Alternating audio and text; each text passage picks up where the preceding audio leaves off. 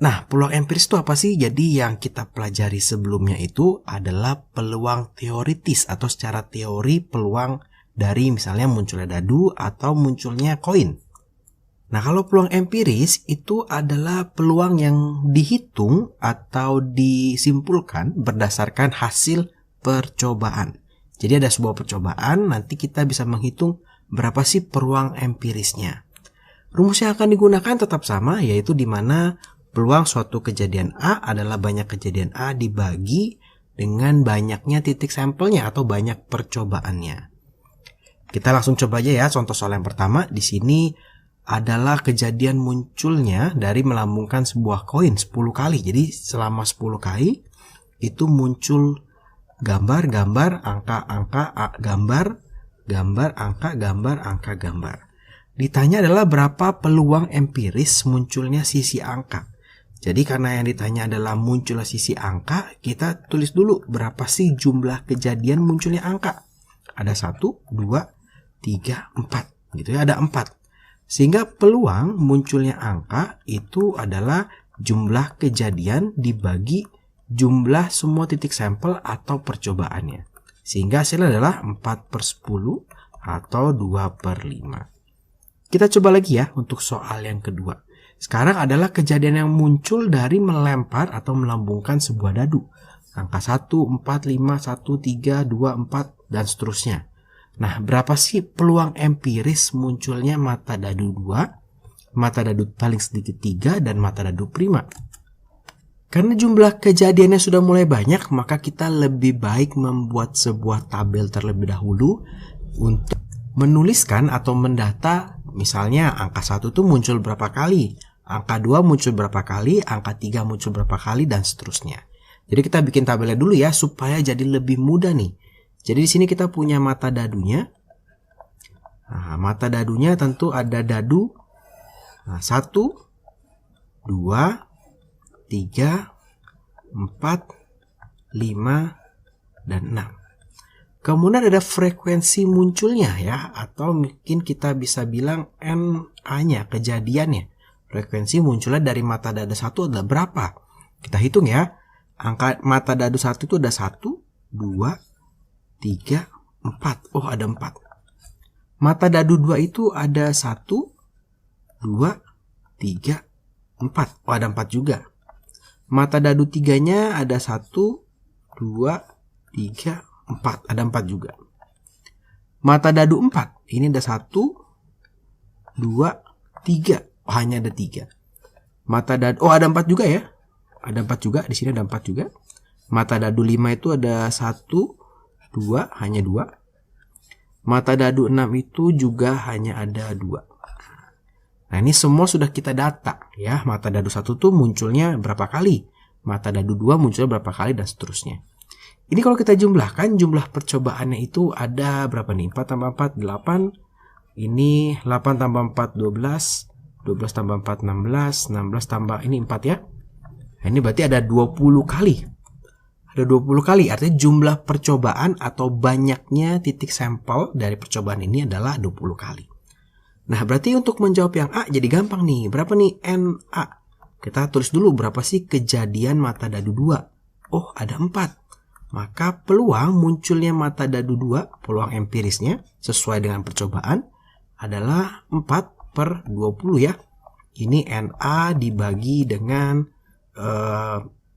NS, jumlah semestanya. Sekarang kita lihat untuk yang B. Yang B adalah munculnya mata paling sedikit 3. Berarti ini adalah yang B ya, NB. Paling sedikit 3, berarti 3 harus ikut, 4 ikut, 5 ikut, 6 ikut. 2 tidak boleh ikut. Maka kita mendapatkan yang ini nih. Ya, 4, 4, 2, dan 2. Berarti kita punya 12 kejadian. Ya, dari melempar dadu ini ternyata 12 kali kejadian mata dadunya itu minimal 3 atau paling sedikit 3. Sehingga peluang dari munculnya mata dadu paling sedikit 3 dalam percobaan ini, peluang empirisnya, itu adalah NB dibagi semua percobaannya atau titik sampelnya. Berarti dia 12/20, bisa kita sederhanakan dibagi 4 jadi 3/5. Nah, sekarang yang C. Yang C ini adalah mata dadu prima. Ya, berarti kita tulis dulu nih, berapa sih kejadian C-nya? Kejadian munculnya mata dadu prima, yaitu angka 2, angka 3, dan angka 5. 4, 4, dan 2. Berarti ada 10, ya, dijumlahkan. Sehingga peluang dari munculnya mata dadu prima itu adalah jumlah kejadiannya dibagi jumlah semua percobaannya. Ini adalah 10/20 atau setengah. Jadi gitu ya, untuk peluang empiris itu sebetulnya gampang banget karena berdasarkan percobaannya. Ya, jadi konsepnya, prinsipnya sama seperti peluang teoritis, hanya datanya adalah data percobaan. Sekarang kita akan belajar yang namanya frekuensi harapan. Nah, frekuensi harapan itu adalah berapa banyak suatu kejadian diharapkan muncul untuk jumlah percobaan tertentu. Jadi ada sejumlah percobaan, kita punya harapan munculnya berapa banyak nih, gitu ya. Rumus dari frekuensi harapan adalah peluang dari kejadian A. Nah, ini peluang teoritisnya. Peluang teoritis, jadi secara teori itu peluangnya berapa besar ya. Dan N ini adalah jumlah percobaan. Nah, ini jumlah percobaan. Oke. Kita langsung aja contoh soalnya. Di sini 3 buah koin dilempar 200 kali. Berapa sih frekuensi harapan? Berapa harapan munculnya? Yang A 1 angka dan 2 gambar. Yang B minimal 1 gambar. Yang C paling banyak 2 angka. Karena 3 koin kita bikin dulu ya ruang sampelnya ya, karena frekuensi harapan itu berkaitan dengan peluang teoritis, peluang yang sudah kita pelajari di video-video sebelumnya. Maka sekarang kita bikin dulu ruang sampelnya. Pada 3 koin kakak langsung pakai segitiga Pascal. Nah, 1 sampai ketemu angka 3. Nah, ini adalah jumlah kejadiannya gitu ya. Dimana di sini adalah 3 angka, di sini 2 angka, 1 gambar, di sini 1 angka, 2 gambar, di sini 3 gambar. Nah, sehingga kalau kita lihat di sini baru kita bisa menjawab pertanyaan-pertanyaannya. Kita yang A ya. Yang A 1 angka dan 2 gambar. 1 angka dan 2 gambar itu yang ini. Maka jumlah kejadian untuk yang soal yang A itu adalah 3. Sehingga peluang dari A ya itu adalah 3 jumlah kejadiannya dibagi semua ruang sampelnya. Ini ada 8 ya totalnya ya, dibagi 8. Nah, di sini kita bisa menghitung berapa sih harapannya munculnya 1 angka dan 2 gambar dari 200 kali percobaan. Maka frekuensi harapan untuk yang A itu adalah peluang A dikali jumlah percobaannya. Berarti 3/8 dikali 200 ya. Nah, ini kalau dicoret jadinya 25.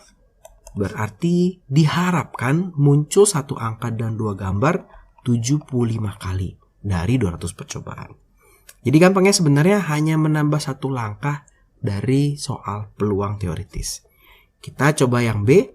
Di sini minimal 1 gambar. Artinya boleh 2, boleh 3. Berarti kita ambil yang ini ya. 1, 2, 3.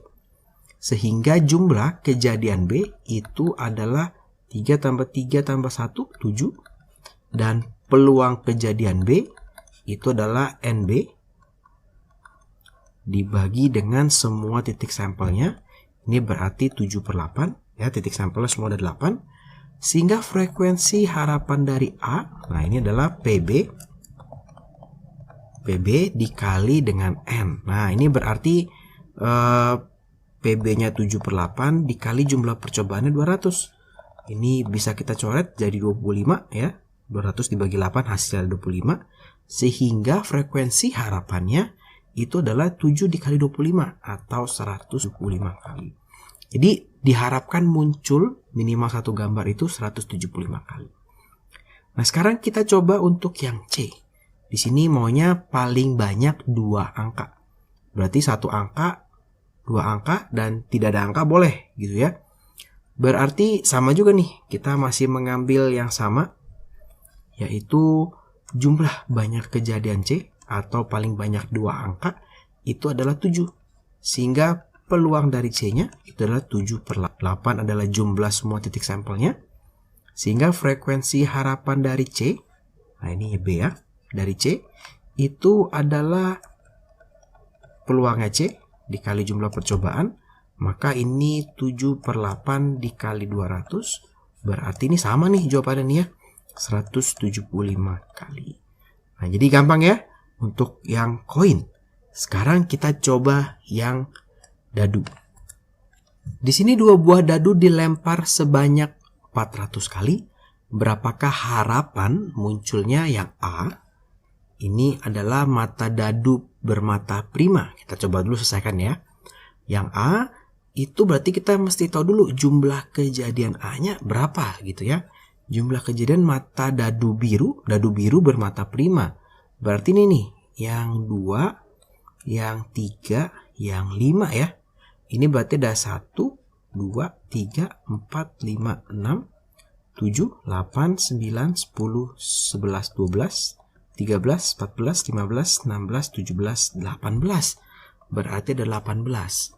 Sehingga peluang dari kejadian A ini adalah 18 dibagi total semua titik sampelnya. Kalau 2 dadu berarti ada 36 atau setengah. Jadi dalam pelemparan 400 kali munculnya mata dadu prima itu diharapkan muncul atau frekuensi harapan dari A itu sebanyak peluangnya dikali jumlah percobaan atau setengah dikali 400. Hasilnya adalah 200. Nah, kita coba lagi yang B ya. Mata dadu biru bermata ganjil dan mata dadu merah bermata prima. Kakak coba bersihin dulu untuk tabelnya. Di sini harus hati-hati karena ada kata dan. Artinya ada 2 syarat yang harus kita lihat. Yang di sebelah kiri mata dadu biru bermata ganjil. Biru bermata ganjil berarti 1, 3, dan 5 ya. Kita boleh tandain semua nih. 1, 3, 5, 1, 3, 5. Semuanya kita tandain. Kemudian nanti ada juga syarat yang keduanya. Nah, ini kakak pakai warna orange tanda centangnya. Syarat keduanya itu adalah mata dadu merah bermata prima. Oh, merah bermata prima. Merah bermata prima berarti angka 2, angka 3, dan angka 5. Ya, kakak tandain ya, berarti yang ini nih, 1, nih yang 2 nih semua ditandain ke bawah. Yang 3 semua ditandain ke bawah. Yang 5 juga semua ditandain ke bawah. Nah, kemudian karena ada kata dan, maka kita bisa menyimpulkan jumlah kejadian dari soal yang B ini, itu yang kena 2 kali. Jadi dapat hijau dan dapat orange. Itu ada 1, 2, 3, 4. Nih ya, 1, 2, 3, 4, 5, 6, 7, 8, 9. Ternyata ada 9. Sehingga peluang dari B atau peluang munculnya dadu biru bermata ganjil dan dadu merah bermata prima itu adalah 9/36 ya. 36 nih sekali lagi jumlah semua titik sampelnya atau 1/4. Nah, berarti jumlah frekuensi harapan dari kejadian B itu adalah peluangnya B dikali jumlah percobaan. Berarti 1/4 di sini percobaannya 400 kali. Artinya ini 100 kali. Jadi diharapkan muncul sebanyak 100 kali.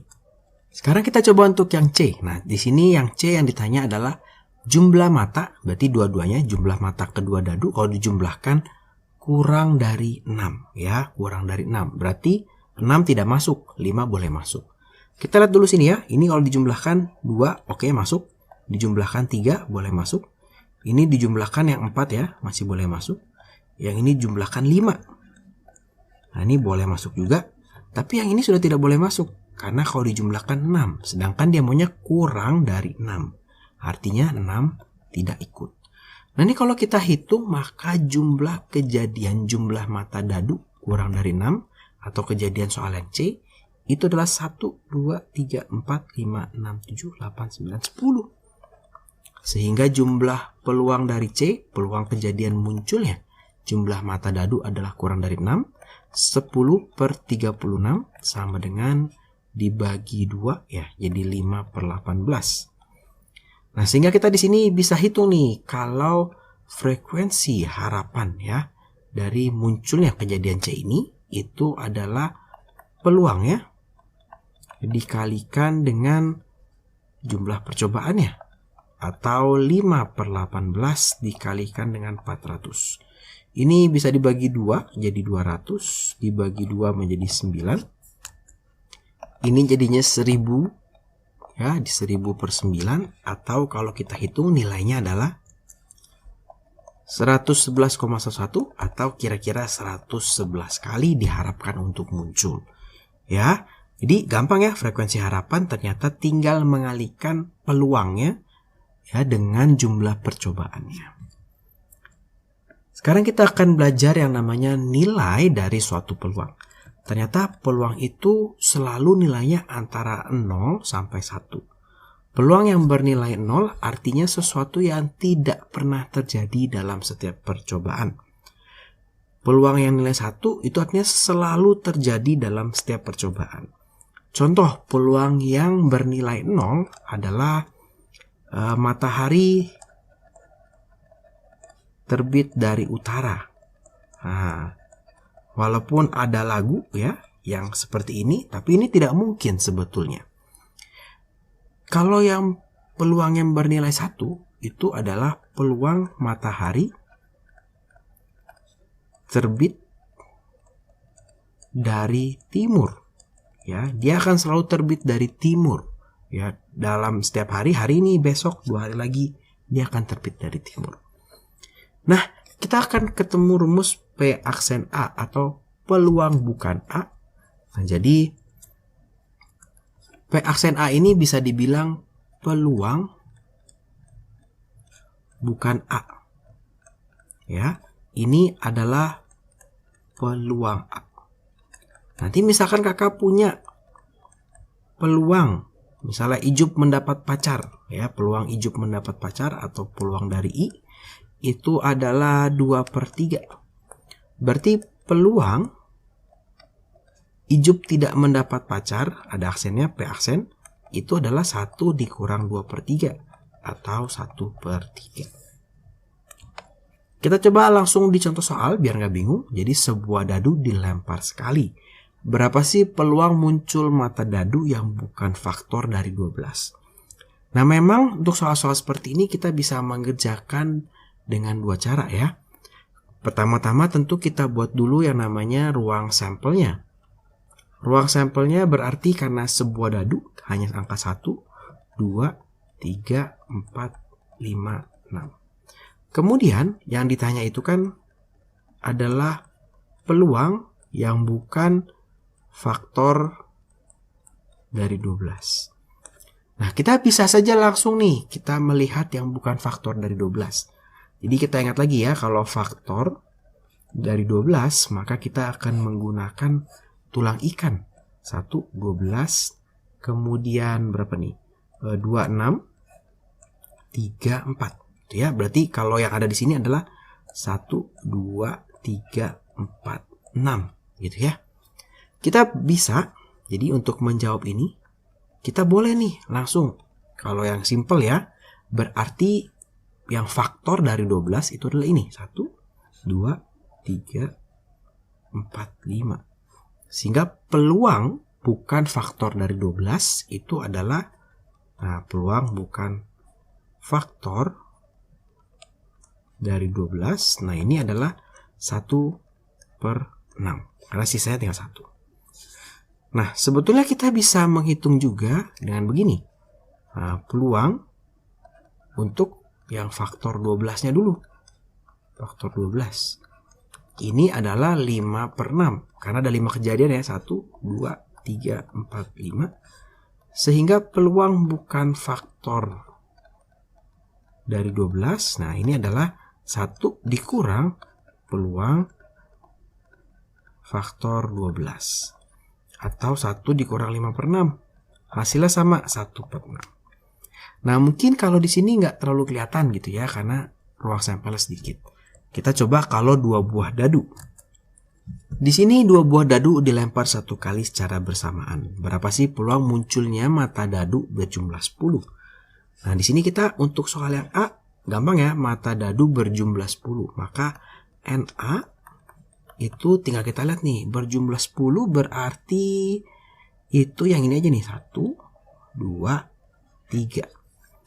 3. Sehingga peluang munculnya mata dadu berjumlah 10 itu adalah NA dibagi NS, atau ini adalah 3 betul per 36, atau ini 1/12. Nah, ketika menjawab soal yang B, ini akan menjadi mudah kalau kita menggunakan konsep nilai suatu peluang. Kalau kita tidak menggunakan konsep tersebut, maka kita menghitung nih, oh ini 1, 2, 3, 4, 5, 6, ada berapa gitu ya, kita hitung ya. Tapi kalau kita menghitung dengan konsep nilai dari suatu peluang, sebetulnya peluang dari si B atau peluang munculnya dadu bukan berjumlah 10 itu adalah peluang dari bukan A ya. Sehingga ini nilainya adalah 1 dikurang peluang A, atau 1 dikurang 1/12, atau nilainya berarti 12/12 dikurang 1/12. Ini adalah 11/12. Nah, di sini baru kelihatan ya 11/12. Jadi lebih mudah dibandingkan kita menghitung. Nanti kalau kita hitung, maka harusnya dapatnya itu adalah 33. Ya, NB-nya itu adalah 33. Sebenarnya bisa saja kita menghitung yang tidak dilingkari ini ya. Totalnya 36 dikurangi 3. Nah, itu sebenarnya sama seperti konsep yang nilai dari suatu peluang. Nah, kira-kira seperti itu untuk video kali ini. Terima kasih buat teman-teman yang sudah menonton video ini. Selamat belajar.